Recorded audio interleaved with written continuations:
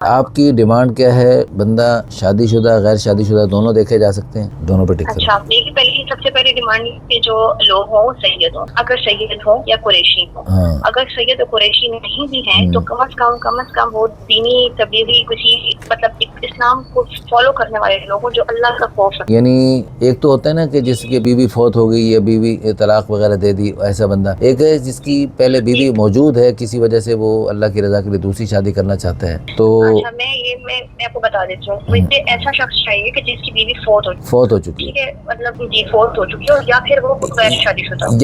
یا کوئی ایسا ہو جس کی غیر بیوی شادی شدہ ہو۔ فوت فی الحال نہیں ہوئی لیکن فوت ہونے کے بالکل قریب ہو، کسی وقت بھی فوت ہو سکتا ایسا بھی ہو سکتا ہے، لیکن اس کے اگر بچے بھی ہیں نا،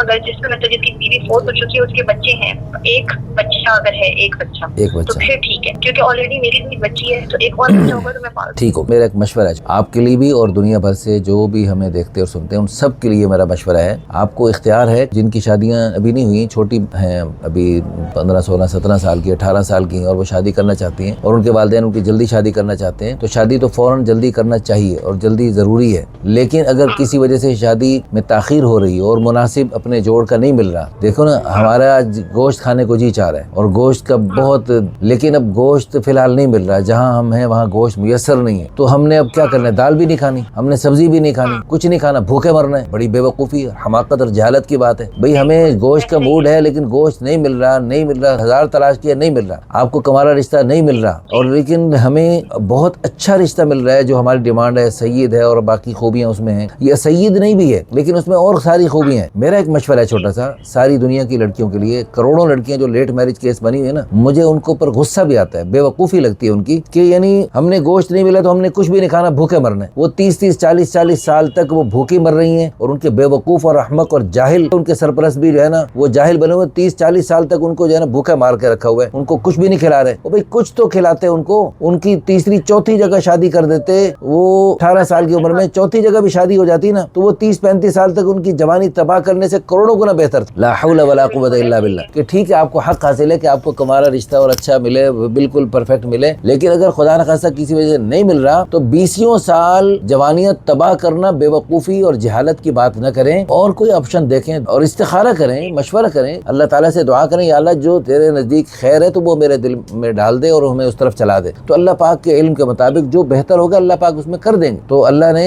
بہتر یہ بنایا ہوا ہے، تو مجھے بہت اچھا لگا کہ آپ نے اس کو تسلیم کیا اور اس میں اپنے اندر لچک پیدا کی۔